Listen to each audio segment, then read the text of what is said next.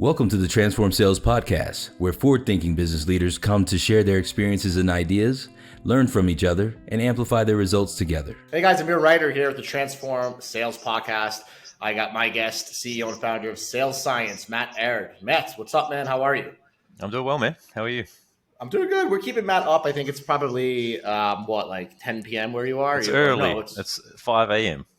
Yeah. It's 5 a.m. Where are you about these days for everybody listening? I'm based in New Zealand, in a place called the Bay of Islands, which is right at the top of the North Island in New Zealand. So do you know that I've now, through the CloudTask marketplace, I probably met 3 or 4 people that live in New Zealand. I talk to them on a regular basis. Mm-hmm. Adam, I forgot his last name. You probably know him as well. Yep. So it's just so interesting how we're building this sort of network state of revenue professionals globally. And we can literally talk to people in New Zealand, Australia, Singapore, Germany, and everybody's got expertise, which is awesome. Matt, for those listening to the podcast, the goal of this podcast is to kind of create some transparency around mistakes that buyers make when either outsourcing B2B lead gen for the first time or coming back to do it again after they may have been successful or may have failed. Just kind of with the idea that by listening in to like the real talk, the stuff behind the scenes that happens, they can hopefully avoid those pitfalls, because as we know, there's just so much revenue involved with B2B lead gen and Mm-hmm. $1 million of revenue, $10 million valuation. These are expensive products and they're crucial to the company's success. So before we get into that, just for anybody listening, maybe you could tell the story about how you got into outsource sales, how you became a sales agency. What brought you to this business? Yeah, sure. So my background is I've always been in sales. So my first job basically out of school was selling. And so have been in a bunch of different sales roles, B2B, B2C over the years. About 5 years ago, I was looking to start a SaaS company with a friend of mine who was a data scientist and a developer. We're working on a couple of ideas, and about 3 months into that process, he got a job offer with Nike. And being a massive basketball nut, he's like, "Look, this is basically my dream job. Like, I want to go and take this." I was like, "Yes, of course, that makes sense." He left you for the bigger, better deal? Yeah, exactly. Yeah, the startup that's non-existent or Nike. Yeah, okay, tough choice. Yeah. And so, I was like, okay, well, I don't have a product. All I want to do is sell a SaaS product. So I'll just go and sell other people's stuff. And so the first kind of iteration of Sales Science, we did full cycle, basically customer acquisition for technical founders. So we partnered with a couple of basically one-man SaaS companies that had a product, had a decent product that had product market fit, but didn't have any way to kind of get it in customers' hands. And so we managed everything for them, right up to the point of getting that customer signed, and then we would hand them a new customer essentially. So we did that with a couple of clients, realized pretty quickly that was going to be a hard model to scale. And then so just focused our efforts on top of funnel, and we've been doing that now for about 4 years at this point. Still, the focus is still kind of early-ish stage tech companies, but yeah, we're just focused on the top. That was the end of the podcast when I asked you that question, but you told everybody, which is fine. It was early stage SaaS. So 4 years you've been around. You've been around the block. What mistakes are buyers making when they're meeting with you? What's this repeating theme that you see? And obviously the mistake that we're talking about is not mistake like you can't close them, right? Mistake as in they don't get the right agency, they don't get the right performance. What are you seeing out there? What mistakes are they making? Yeah, so I think there are a couple. Number one is that they don't have a clear understanding of how their product is actually differentiated against the solution that a customer already has, right? Customers will often come to you with like they think their differentiation is the things that everyone thinks their differentiation is. Like like we have better service, we've been around for X number of years, we do this, right? It's price, whatever it is. But if there's an incumbent solution in place, those things aren't big enough hooks for outbound to work. With outbound, you really need a way to kind of like change the paradigm or create a new way of thinking about things in the prospect's mind And unless you've really thought that through, it's really hard for outbound campaigns to get traction. If you're saying the same things that every other vendor is saying, then it's just you're potentially wasting a ton of money trying to execute one of these campaigns. And it's hard for us, in the evaluation phase with a customer to really know how differentiated they think their positioning is until we get into some conversations. And so, I think one of the things is just really for founders, for CEOs, is for sales and marketing leaders, is to really understand how you stack up against the competitors and what is the angle that you take on customer conversations that positions you as different. That's the first thing, and then the second thing is just probably a lack of patience, right, around the outbound process and allowing it to develop and gain traction over time. Every campaign that we've executed that's gone for more than 6 months, right, you just start to see this like compounding effect start to take place, right? The people that you spoke to 6 months ago that weren't ready are now ready. The messaging gets time to be, clarified and crystallized and much more crisp. And so, just giving these programs time to take shape and evolve, and not being, ready to jump ship if you haven't got meetings set in month one, right? These things take time to evolve and to get better over time. That's probably problem number two. So let me unpack that, right? Because I think that I understand what you said, right? But for the listeners that are listening, I want to just unpack it a little bit, right? I think for the beginning, the biggest mistake that buyers are making, if I'm hearing you correctly, is that they are trying to execute what we could call a ROS, return on sales campaign, right, or an ROI campaign that has a defined financial objective before actually having market validation, right? Mm-hmm. So their natural tendency as buyers is like, we need meetings now. We need a cash ROI on a 9-month sales cycle in 6 months, right? And nothing's really validated, right? Their offer, why people meet with them. They think it's, we got the best product in the world. We're the next Google. But and you're like, well, do the people you're talking to think that? And are we saying the right words? So it's this tendency to almost to take a market validation campaign and an ROS campaign and do it at the same time with a 90-day, while they're fighting you for, month by month, a 90-day, when it really takes 6 months, even when you have market validation. So it's almost just a lack of like, where are you in your market validation? And for some reason, customers get turned off if you tell them, hey, if you're looking to get an ROS, return on sales, from this campaign, but you haven't tested out your messaging market, you might be disappointed when you tell them that. They think you're a sales guy just trying to sell them something, right? But it's the truth. So is this like a little bit of like lack of understanding of different types of campaigns, and then also just like not wanting to hear the truth, and then it leads to them losing money because they think they won. They think okay, cool. Matt said sure, we'll do it, 90 days, right? And they think they're winning, but their actual expectations will make them lose, because if they expected you to validate the market, and also while validating the market, sure, you can get a lead, sure, you can get a customer, but the focus is on validating the market, then enough time to take information to execute, they will win. But it's like they're impatient and they don't know what campaigns. That's the kind of problem. Yeah, Not trying to put 100%. words in your mouth. Yeah, no, So 100%.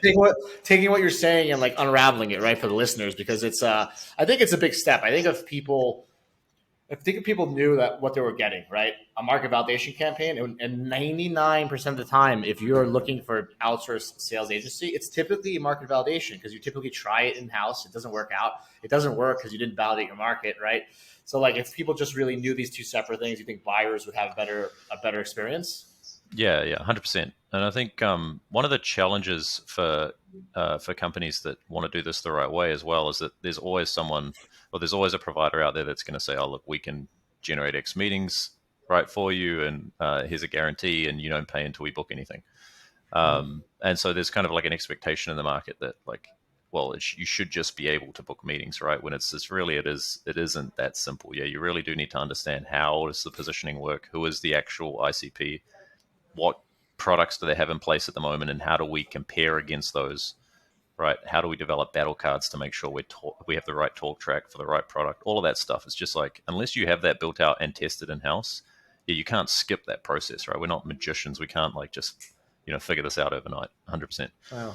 But I think that people in this industry, because the buyers are so adversarial, because they're like, we want what we want, because everyone's saying what they're saying, they're getting tricked. They're getting tricked to hiring the companies that promise fast results, right? And then they have, 100%. and then they have the I tried outsourcing, it didn't work. When they 100%, only worked with when they selected the lowest cost provider that said yes out of 500 providers, and now the whole industry has a bad name, right? Agreed. So Yeah. how do we fix that problem?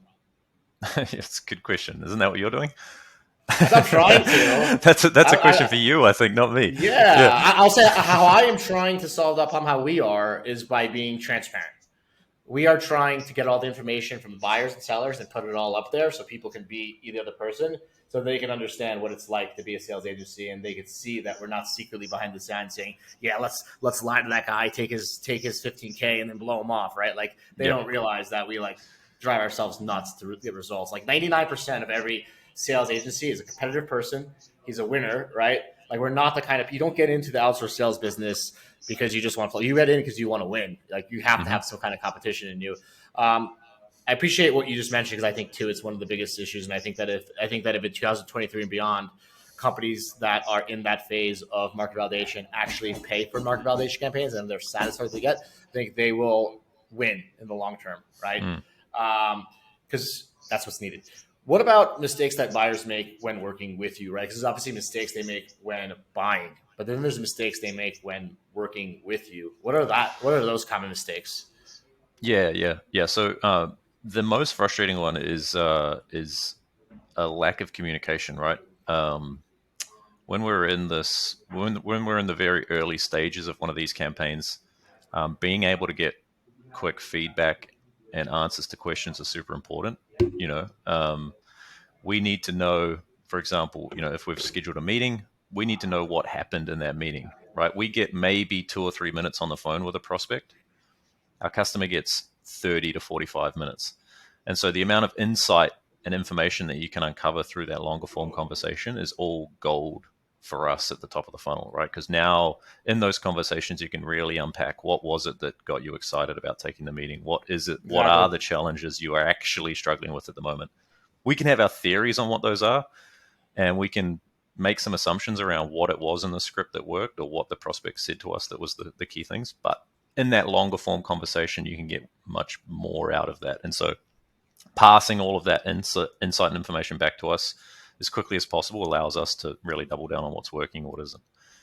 Yeah, it makes sense, because maybe a client, what brought you to this meeting, and they're like, I just like the fact that it was all the social media platforms in one place. And then by hearing that, you could focus on your messaging, just saying that same thing, right? So it's that feedback loop Exactly. of back to market validation, right? You're constantly until you're, maybe your business has been around for, and that's not even the case anymore because businesses are changing so fast. You've been around for 10 years, you have product market fit. Maybe it's say this, do that, because it's all tested, right? So basically it's back to the same thing in the sense that the biggest mistakes buyers make is that they don't realize they're in market validation mode, and then it changes their behavior during the project, because now because they're just waiting for meetings and art revenue, they're not giving you the feedback you need to properly do the market validation. Makes sense. Yeah, anybody 100%. listening to that, it's not rocket science, right? Like at the end of the day, if you guys have a winning formula, then it's do A, B, C, D, E and get Y, right? But if you're doing a campaign and you're trying to generate a new pipeline, you're going to have to figure out what works, what resonates before you put the speed on it. Because if you, like anything else, if you speed up a process that's not tested, you're going to get inefficiency. Right? I think Elon Musk always talks about like how the biggest thing that he finds in his workflows is like a step that just didn't even need to be there, right? Like there's just like, and in sales, I feel like that's usually like words that don't need to be there, right? I think the goal is like, how do you say as little as possible to create that value, right? It's that game, right? I think it's always like too many words, right? An extra word, extra value, and find out what really matters to people. Oh yeah, and that's like is becoming more and more and more important, right? As like prospects' inboxes are just saturated. It's just like, how can you get it across literally over the phone in 5 seconds and over email in like 2 sentences, right? It's like the battle for that attention span now is just it's so great that you really need to be able to distill it down into that kind of a framework. Do you think that some companies should actually just make an MVP go to market before they even build a product? Like find out what works before even building a product? Like have you ever seen like people build crazy complicated products and being like, we're the best in the world. And then you go to market and people don't want any of the features that they built. And then they spent all their money. I see Yeah, that. yeah. There's actually a pretty good. So we're obviously more focused on, or have had more experience in kind of the Australian, New Zealand markets. We're pretty good in these parts of the world because there isn't a lot of access or as much access to venture capital.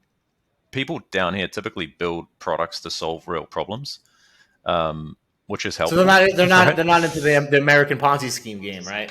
Yeah, we don't have like You don't three got the people Sam graduating from Bankman-Frieds. Stanford.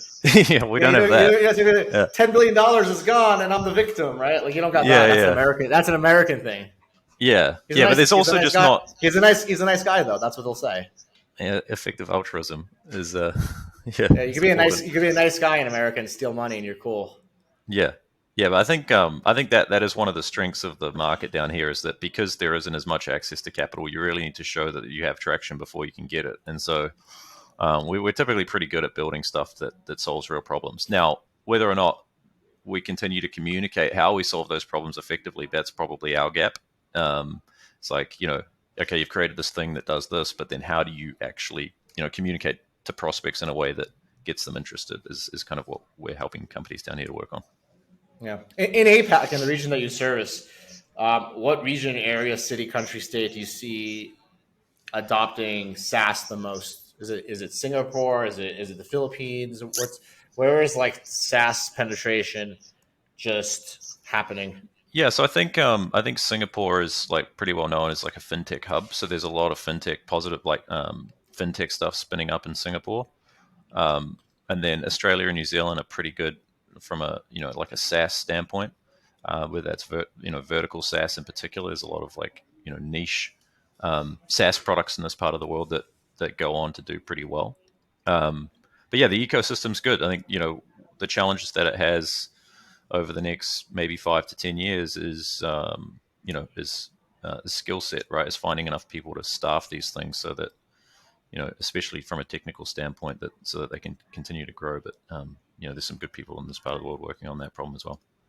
Yeah, I hear that Vietnam has an amazing technology, like a tech center. I have a friend like hiring gaming programmers there. Yeah, interesting. Not to get off topic. Talk about your best customers. They're startups. They're SaaS. I think you already alluded to that. Yep. What else do they look like? Where are they selling to? What's that sweet spot, right? What's that area? I know that you're global. I've worked with you guys on global customers, but APAC is a big region. Yep. Tell me more about your best fit customer who's listening, who you can help. Yeah, so we like early stage SaaS. We like companies that are selling into kind of mid market. And then we typically do well as well with companies that kind of have a vertical focus. For whatever reason, we've found good traction with that, whether that's because the product is, as I said kind of before, is built to solve a specific problem within a specific solution. So it's kind of easy to figure out their messaging. But yeah, that kind of is our sweet spot, right? So vertically focused SaaS, targeting the mid-market, in Australia. Do you prefer a bootstrapped, Series A? Doesn't matter. Yeah, it doesn't really matter. Most of our customers have some sort of funding, right? So, they are backed by outside investors for the most part. Yeah. And what's the region? Did you mention that? Are they selling to APAC or? Yeah, New Zealand, Australia, and the US are our core markets. We're doing a couple of campaigns into the UK. It's a little bit more difficult to manage from down here, but yeah, New Zealand, Australia, and the US. Yeah. I think we've had maybe 3 or 4 mutual clients, right? That come in through our marketplace. I think it was easy for us to match in the beginning because they were like, "You're selling into Philippines, or we got sales science," And I think it's crazy to know that a lot of companies, because of the lack of marketplaces and transparency, they might find an American company that says, "Yes, we crush APAC," and then they hire an American company to do APAC, and it's like, if you just think about it logically, like, where would you want the agency to be actually located? Like, probably want New Zealand supporting Singapore. It's in the same time zone. It's in the same region. Like, it's 1 a.m. right now. So it's like a lot of people think they can't sell to APAC because they can't find the providers like yourself. And that's kind of why we created this marketplace where, we tell people, right, like if they're running an agency and they're running a campaign with, let's say, a US-based company with a US agency, and it's successful, now they want APAC, they might say,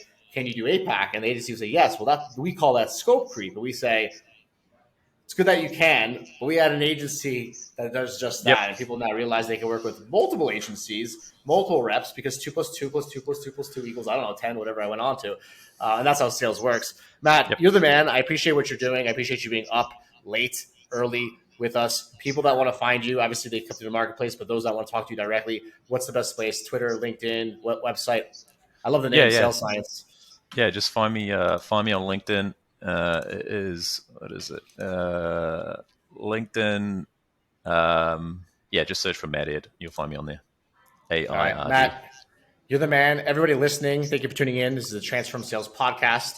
And Matt, thank you for being on the show and helping out with some of your war stories. No worries, mate. Thanks. I enjoyed it. Take care, Matt. Take care.